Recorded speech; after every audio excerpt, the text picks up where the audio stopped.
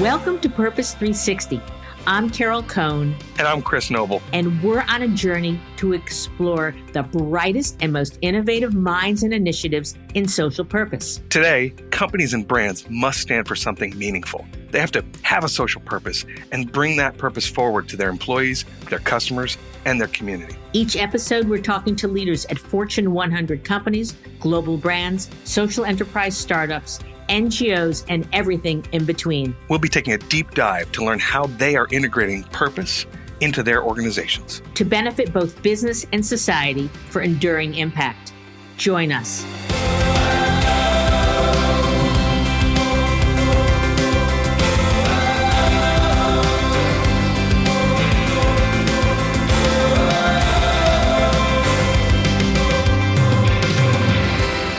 I'm Carol Cohn, and welcome to Purpose 360. I am so excited today because I have a social entrepreneur, Jesse Laflamme, from Pete and Gerry's. And if you don't know Pete and Gerry's, you need to know. They are the nation's largest free-range, organic, Humane, B Corp. Did I get it all right, Jesse? So welcome to the call.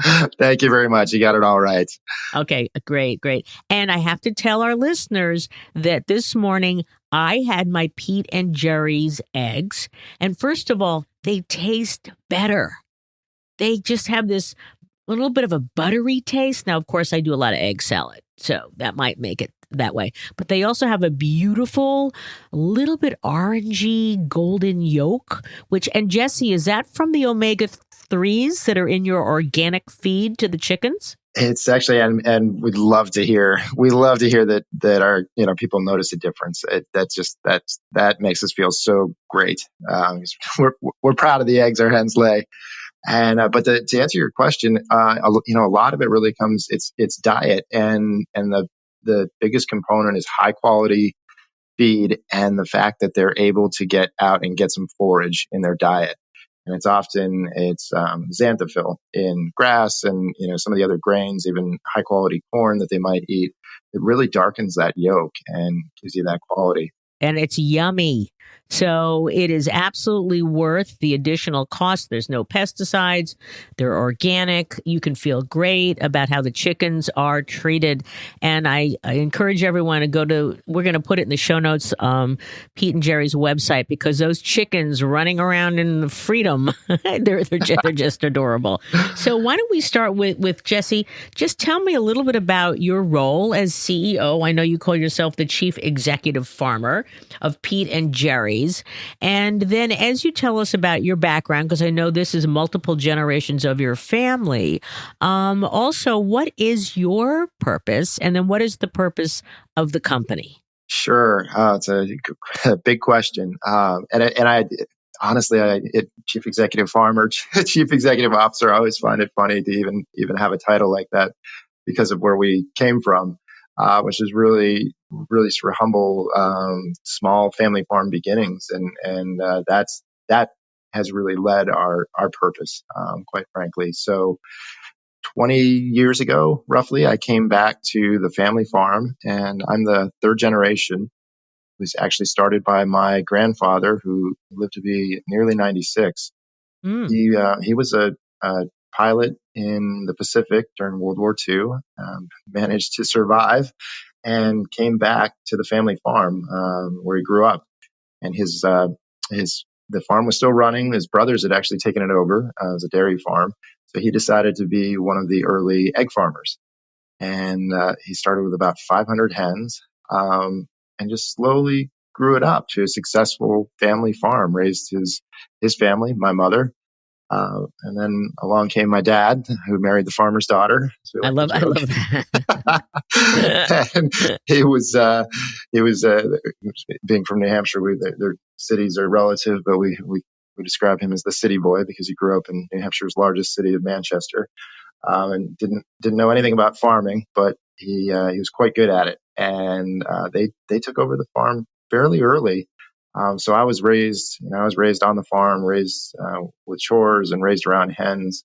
And and it was successful until I was in high school. Really, that's when the challenges started to happen for my family.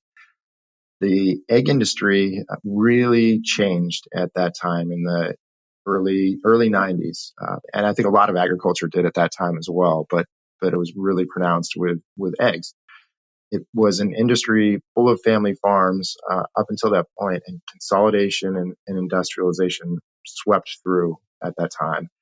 It was it became common for an egg producer, a farm, to have over 1 million hens at that point, and that was due to technology, nefarious technology to keep Yeah. chickens in cages and huge barns, 250,000 caged hens in a barn, and battery cages, as they're called, and also advances in the egg packaging equipment that allowed all those eggs to be packaged in a relatively short period of time. So my family was located in northern New Hampshire, very rural, and they were really content being a family farm and just supplying their local market. And the world changed around them, quite frankly. And Yeah. that also included retail, food retail. A lot of consolidation there occurred at the same time, and the mom and pop stores started disappearing. Small chains of mom and pop stores disappeared, and it became the very large retailers who wanted to cut costs and only deal with a few suppliers. So when I was in high school and college, they suddenly woke up to a world where they, even though they were really great farmers, they were actually outstanding farmers. They just didn't have the scale to even supply Hmm. some of these customers. Right. And so the eggs started backing up, and there was nowhere to go with them and no markets. So things were quite dire. And the truth is, in testament to my parents on many levels for what they did, they did conceal that from me largely. I knew things weren't great, but they didn't. I had no idea how bad. Thankfully, because I'm not sure I would have come back to the family business, but which they discouraged for quite a while. But they, around the time I came back, we also made the full conversion to organic, and that was pivotal for a number of reasons. And I see that from the background that your parents, in addition to like jumping in with a lot of risk to become an early adopter of organic, that they also went to mainstream retailers. They didn't go to the bread and circus of the world, or Whole Foods in back in the day. And what was the response? I know they got into a couple retailers, but that was the key pivot point that helped to save the business. Yeah, it was a really key insight that and fortunate that they did that. And it really happened because those are the customers that they were familiar with. And the irony was some of those big retailers, they couldn't supply with regular eggs, but they kind of knew of them. They knew of that world. So, but they could supply them with a niche product. And when they converted the farm and changed practices, so it was, as it turned out, I mean, very few would have predicted how really mainstream organic has become. And to your point, they didn't approach the bread and circuses and the Whole Foods of the world back then. They went to where the market was going, as it turned out. So we were really fortunate to have that opportunity. But it was a struggle too. One of my early jobs when I was in college was doing merchandising. And for those who aren't familiar, that's traveling around to supermarket stores and meeting with the store level managers of a category, dairy manager, for example, and introducing yourself and just making sure your product is displayed properly and on shelf at all sometimes.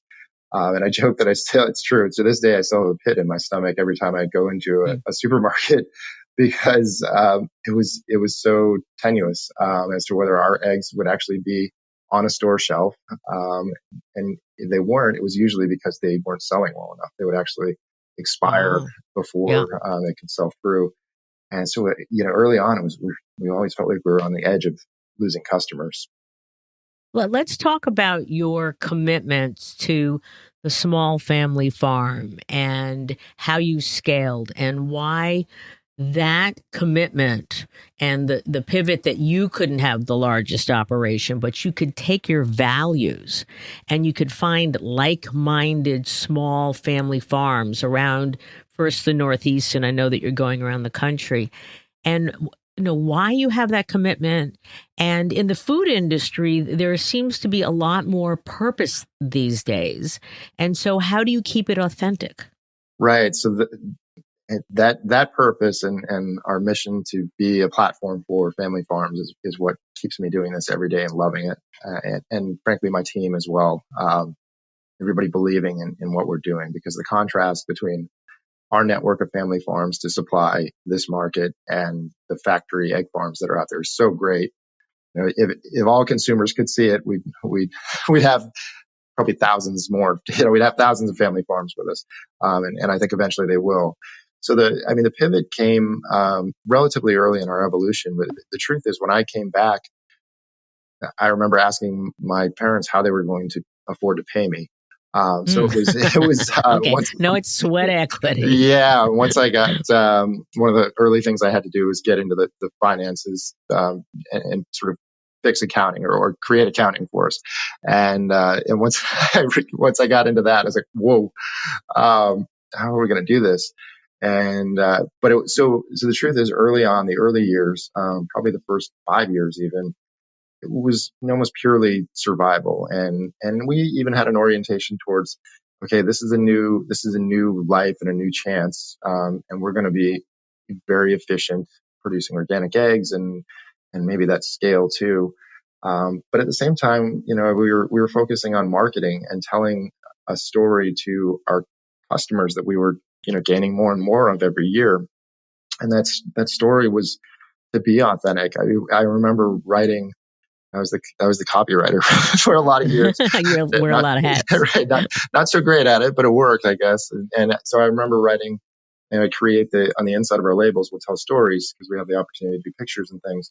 And, telling about the farm dogs on our farm. And we tell a story about the particular chickens that were a little crazy in one of the barns, or, the family that milled the grain for us. And we tell these really true, but really kind of human stories. Human stories, yeah, very much personal, and it just felt right. And then, but at the same time, we were becoming bigger just by ourselves, and there was no end in sight, and nor did we want one, or I didn't want an end in sight to the growth, because I knew from a previous experience that if you didn't have scale, you would get crushed. We were not going to repeat that again. But it was incongruent with the story we were telling. It was incongruent with how we wanted to operate. And, but it was survival. And we reached a point about 5 years after I came back where it's like, blowing the whistle. We're not making our farm any bigger. We're not building farms or adding hens. We're going to find a different way to do this and pivot with our model. We have to tell the truth to ourselves and to our consumers. And that's it was a real pivot, and it's been the greatest thing we ever did. And we started networking with family farms just like ourselves, of course, a little smaller at that point, but the same values. And we worked with partners to find them. And I will never forget, early on in that process, I met a family that we'd signed up, the Zook family that we still work with, Lee and Mila. And I'm in their barn. They're really proud, showing me how they do things and showing the hens. And their two boys are running around the egg collecting room. And I just remember thinking, "Oh my God, this is my parents," and it's me. Yeah. Chokes me up. I'm sorry. And it just dawned on me, like, this is you really could recreate. amazing. You could just keep the legacy going. Exactly. Yeah. I was like, this is real purpose. We're doing something good, and this market that we have is an opportunity for a farm of this family scale that could not otherwise exist, would not. Mm-hmm. So it's very, very purposeful, and it was really just an epiphany to have that meeting with them. And was there a moment? Sometimes there's a eureka moment where you're sitting quietly or you're reading something, and all of a sudden you go, scale? Or, did you talk to, I know Gary Hirschberg is a friend, and, obviously Stonyfield's been, very, very successful, but, for 10 years, he didn't think they'd ever make it. Right. And, they are about organic milk from small family farmers. And so was there a eureka moment? A little bit. And I mean, credit to Gary too. I remember talking to him early on about just this business, the consumers that we're both selling to. And he spoke about trust. It's so many factors that are important, like taste and things, but it's that the consumer trusts us. And that was never lost on me. And I guess that, that authenticity, as we were telling a story that really was authentic, we had to keep it authentic. And I remember, in 2005 or six, I can't remember which year, but I remember exactly where I was. I was actually at dinner with my parents. And I remember just feeling the resolve around the idea that we were going to pivot and, telling them this is what we're going to do now. We're going to work with these family farms, come hell or high water, we're going to change our model. And they got behind it too. But I just remember not even doing the math so much on whether it was going to work or not for us, knowing that it was going to be a little less efficient, that we were going to be, sharing in potential, the profitable business, cutting up sharing the pie, so to speak. Mm-hmm. Yeah. But you should make the pie bigger, right, and share it exactly, and really position the brand. Exactly. Yeah. And it's felt so right to do that, to be true, that it wasn't really even a question once we saw a path to do it. Jesse, I mean, an exquisite pivot that looks like it was based on values, but an entrepreneur, and there's sweat rolling down the brow, or fear, or were you scared when you made this decision? I definitely was, and we were, but the truth is, we were always, there was always a healthy amount of fear in the business in any way that we were choosing to operate it. And I think any entrepreneur would tell you the same thing, especially when you're small and you haven't sort of turned the corner, pushed the boulder to the top of the hill. There's any number of things that can go so wrong, and you play out the scenarios where you could lose it all, but you keep going. And that's where, honestly, having a purpose makes that so much easier, that you just put your head down and keep going, because down deep you're doing something right. So we've talked about the elements of the purpose of Pete and Gerry's.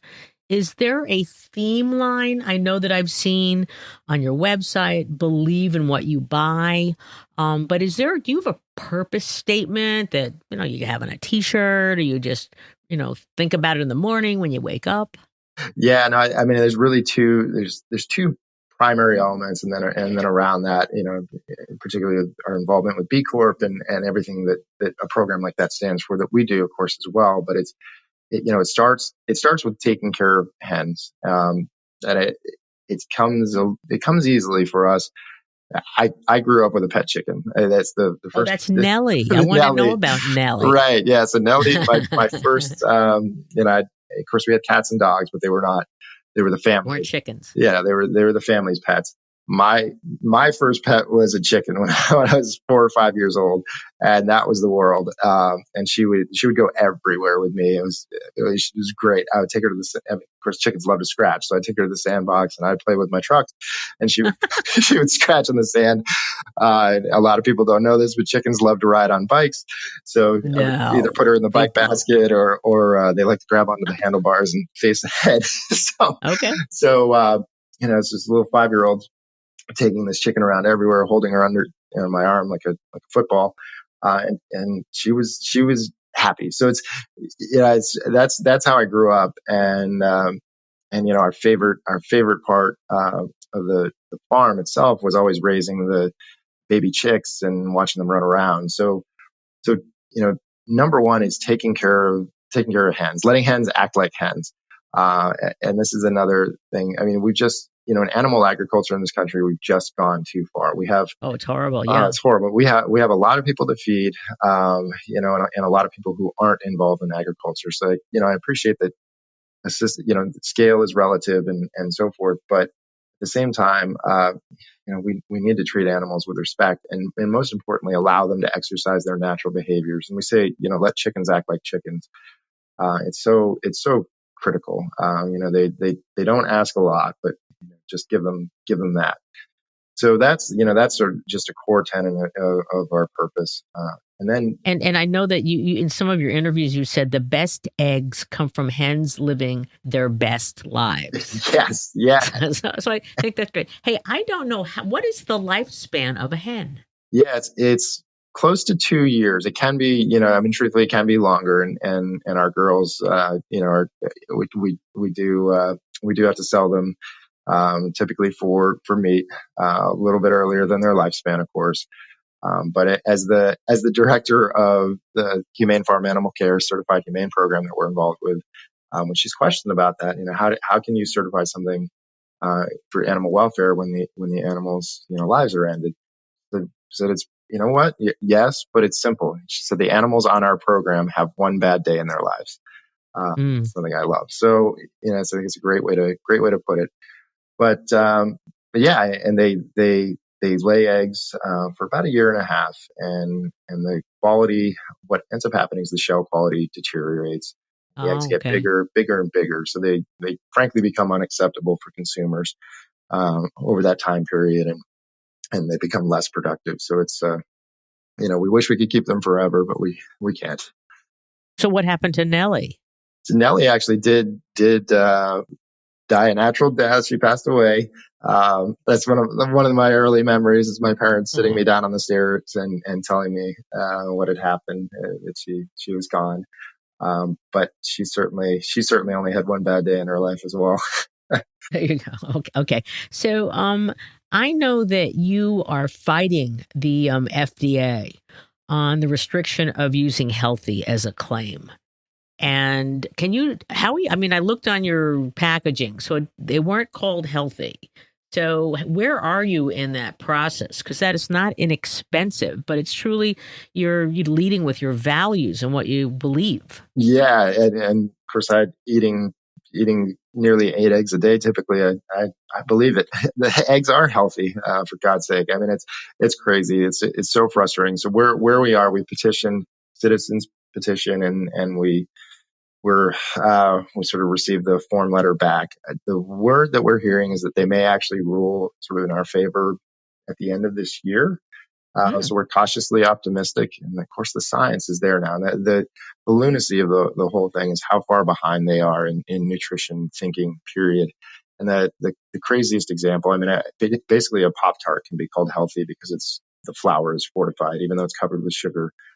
Jello, pudding can be called healthy.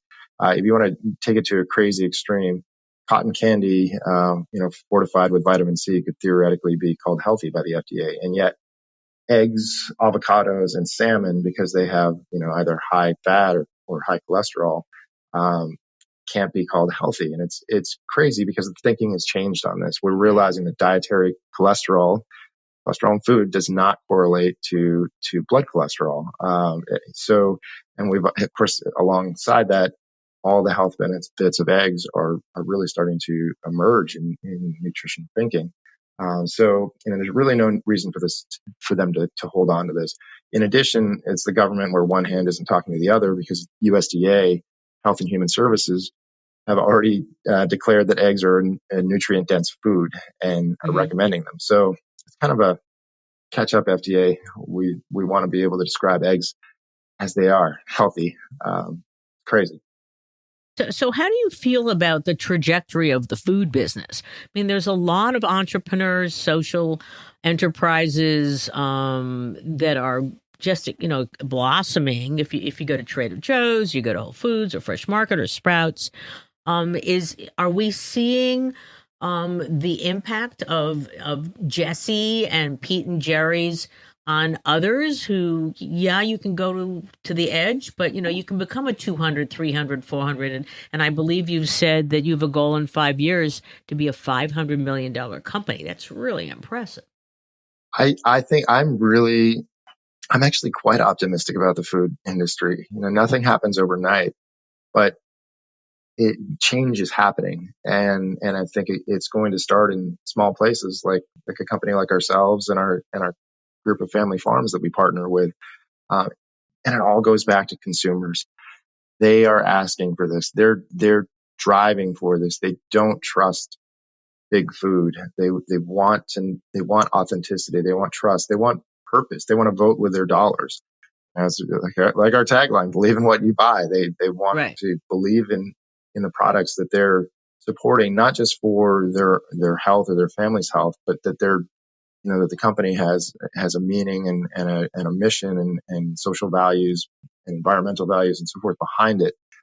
So that isn't changing. And in fact, the generations, certainly millennials and generations coming, they have an even stronger inclination towards understanding and investigating and holding businesses accountable. And I think we see that with so-called big food of the world, the Campbells and General Mills and others are unless they're making acquisitions of companies like Epic and Or Justin's Bolt Peanut Butter. House, but Bolt House, it didn't work. I Old mean, House, it didn't how do work. the big guys treat the little guys? Right. Yeah. That's an interesting situation as well. And I don't know.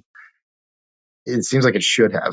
that was Yeah. interesting that it didn't. And at the same time, I guess I contrast that to that didn't work, but business as usual isn't working either. So Yeah. maybe it was an execution issue. I don't know.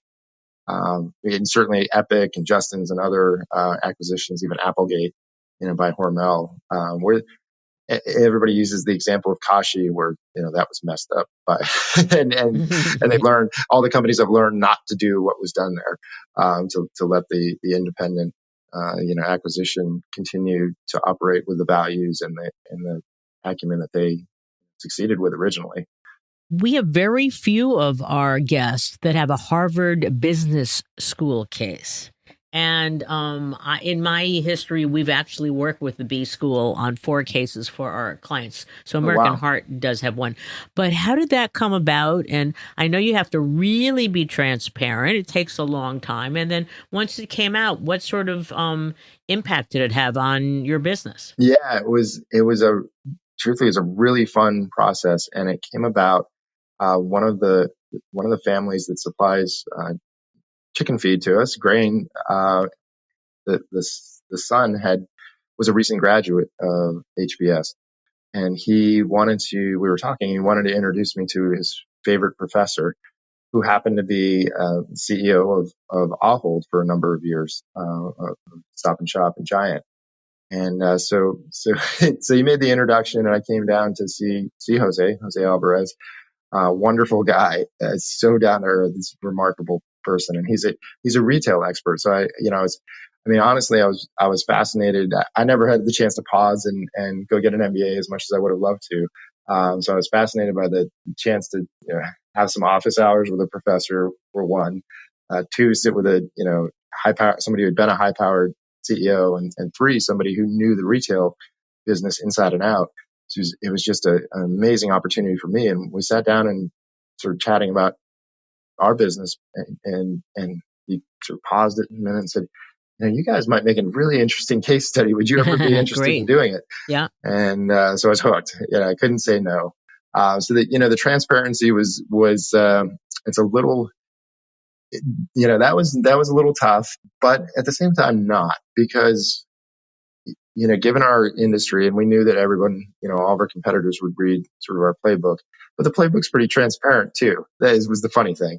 It's like they didn't know, our values, because we are transparent and authentic with our customers. You're that with your competitors if they look as well. So, as we step back and thought about it, it's like, they're really not going to learn a whole lot new about us. Maybe a little bit more detail. So we didn't worry too much about it.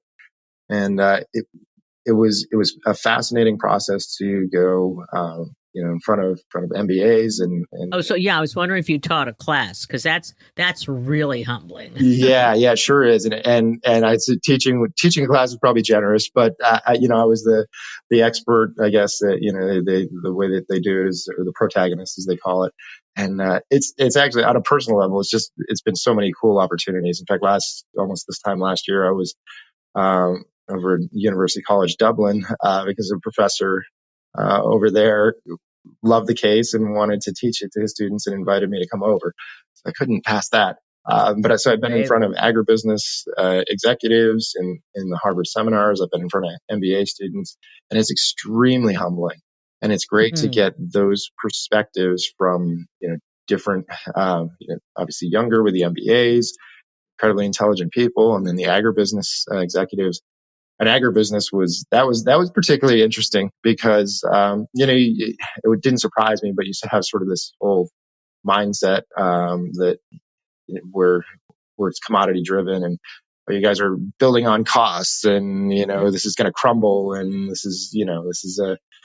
consumers are idiots, and they're going to change flavor, and you're just going to cut cost, and this is never going to work, kind of perspective. So I had it on all sides, and then the But I'm MBAs. curious about the purpose orientation. So was there arguments in the class regarding the need for mattering to people versus just having the lowest cost?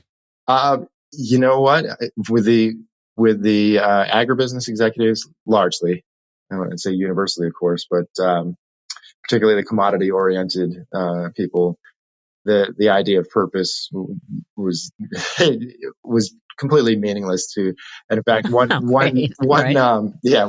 one gentleman described sort of our marketing in the family farm as that we're marketing peasant eggs to the elite, kind of thing, and it was just funny. But then the other side of it, which is the contrast with the younger MBA students, there are a lot of them who are like, you need to do more. You're not doing enough. You got to push this and do this. And so the contrast is fantastic. It's such a great experience The to both next sides. generation, the millennial thunder herd. Yes.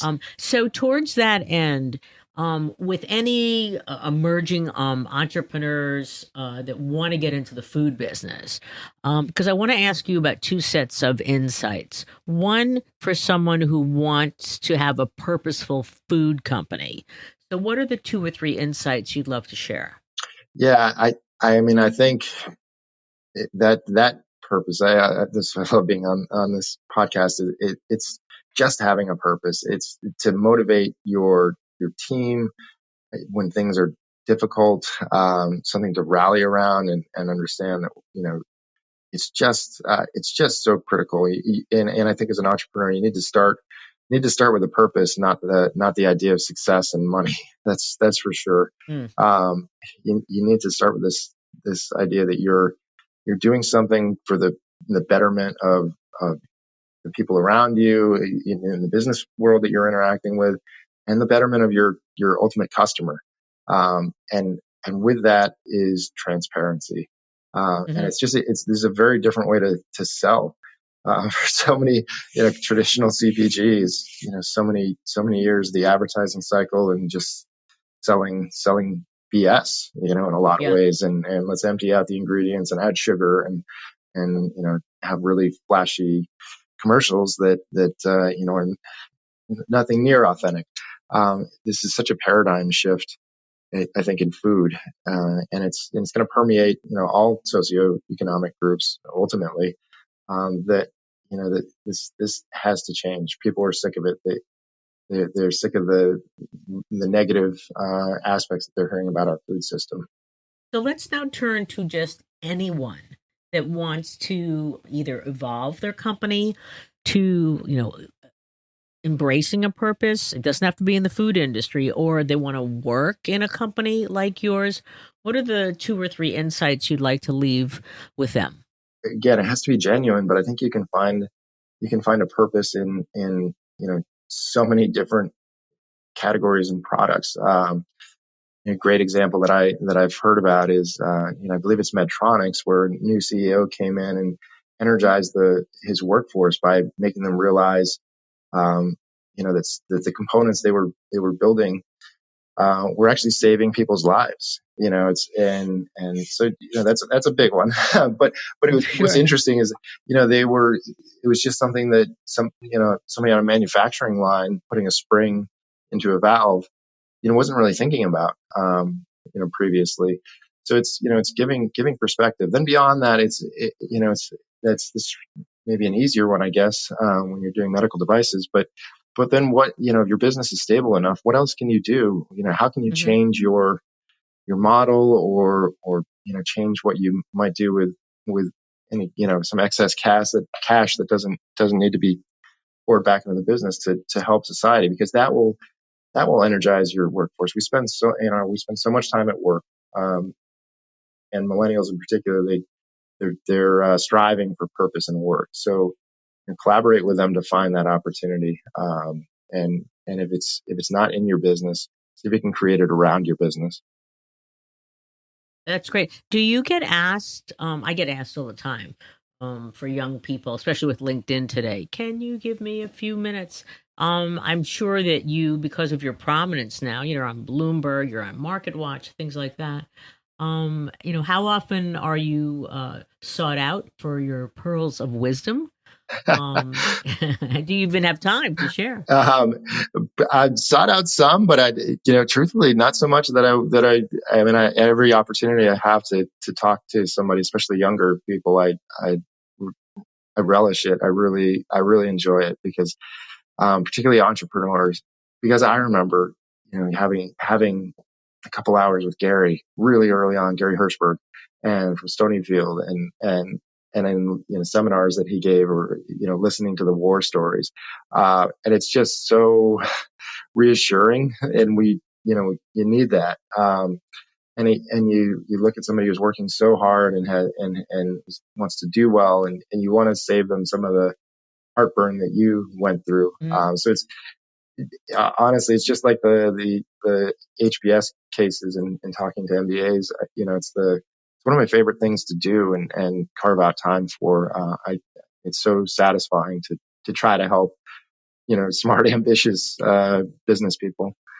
Yeah, and when you're not waking up at 4 a.m. to rouse stubborn hens. I didn't know that hens could be stubborn.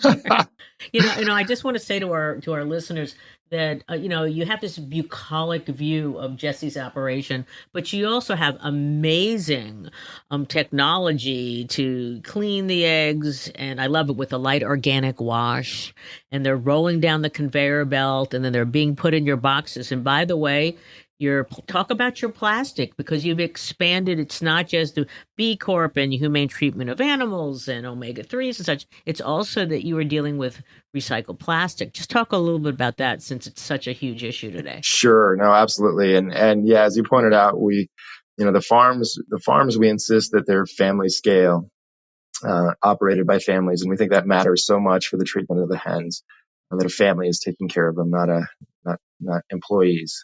Um, Mm. but beyond that, to make this business model work, we need to be the most efficient egg processor and logistics company that we can be, supply chain company. So the egg processing equipment, our two facilities package 100 eggs a second. It has computerized vision detection systems, and acoustic shell checking systems, and we actually use robotics. So everything we can do to make that more efficient. And it's a fun part of the business too, frankly, because I'm a tech geek. So Mm. when I had the chance to buy robots, that was one of the most exciting days of my life. So, So it's great that you have both the yin and the yang. That you treat the hens, and you've got the beautiful fields and such, and the mountains of New Hampshire. Yet you have a highly technically driven factory. it's a So, but that has nothing to do with the humane treatment of hens. right, yeah. It's a fun contrast, and again keeps the business diverse and interesting too. So yeah, it's been fascinating to have the two worlds grow. The farms stay Yeah, the same size, and the eggs move through processing faster. faster. And what is the future of the small family farmer in the United States? It's unfortunately without someone marketing their value, as we are, and communicating that effectively, the future is grim. I hate to say that. And here's a statistic that I just heard recently. For example, in this tiny little town where our business started, where I grew up, in the 50s, there were about 52 dairy farms, family dairy farms, in the tiny little town of Monroe, New Hampshire. Certainly not unique. Every town had a large. Everybody was a dairy farmer, of course. Today, the entire state of New Hampshire has only 30 dairy farms left. And it's diminished. And same thing is happening in Vermont. Vermont now has less than 1,000 dairy farms. So family farms are really suffering, and it's painful for me to watch in particular, because it's sort of the delayed onset of, for dairy, what happened in the egg business, where they figured out how to put thousands of cows, literally thousands of, sometimes tens of thousands of cows, in one farm, one facility, one factory, and migrant labor, sometimes exploited, and they're just these. Even though a family farm may be extraordinarily good and have a great herd of cows, just don't have the scale to feed their family. So it's really sad. But I think at the same time, we see groups like Young Farmers Coalition and others that are succeeding in selling directly to, these CSAs. And of course, we've always heard a lot about that, but that's still growing and selling, directly to consumers. And then, my hope is there's more brands like ourselves and Stonyfield and Organic Valley, that are able to effectively market, genuinely market the family farm, and that consumers are willing to pay for it. And I think the more consumers become aware of the disconnect, between what they hope farming looks like and, sort of the reality of a factory farm, the more they'll be willing to spend money to support that family farm. And it's just so, on health of the animals and higher quality food. It's just so important for the fabric of our rural communities. And I think that our rural communities should be very thankful for your commitment and your authenticity, and also what's at least a positive trend is the linking of the type of food we eat and our health. Yes. And I think love eggs, love your eggs. And I hope everybody listening will trial your eggs and stick with your eggs, so that you can support not only the survival of the small family farmer, but these, making sure these chickens can live a wonderful life, and that plastics and B Corps and great examples. So is there anything else you'd like to add before we unfortunately have to say bye? Sure. I actually just realized that I didn't answer your question on the plastic egg carton, recycled plastic egg carton that we've used for so many years. And it's true. I mean, we've looked at so many studies on sustainability, and that carton wins handedly over traditional pulp egg cartons. Of course, it wins over foam and anything else. Because it's post-consumer recycled plastic, and it takes very little energy to make it, which is quite different from pulp, molded pulp. But you pointed out there's so much resistance against plastic today, and which is it's hard to it's sort of hard to fight that societal understanding. And I think there's some good in it, but I think it might even be more good to just work harder on making sure that plastic doesn't get into our watershed and into our oceans, than eliminating it altogether, because it's such a more complicated problem. So we stand behind the plastic and try to educate consumers, but at the same time we're looking at alternatives and hybrids, as we progress, that plastic has too much resistance. We need to evolve with consumers and perception, as well. So we'll see where that goes. Well, thank you. That every single part of your business is so purposeful, and that thank God that there was a pivot, and that you had this vision of getting to scale through replicating your values and helping small family farmers to succeed. So I just want to thank you for your time today. Thank you for making such a great product. I want to ask all of our listeners to try and tell their friends. And by the way, you go on the website and you sign up for the newsletter, you get a coupon for $1.50 off. So that's a nice thing to get. And I want to thank you, Jesse. Good luck on your road to getting to 500 million in 5 years. I know that the money is not the goal. The goal is what you can do with your platform. And so also good luck with the FDA. And I just like to say, this is Carol Cohn for Purpose 360. And I'd like to ask you, what's your purpose?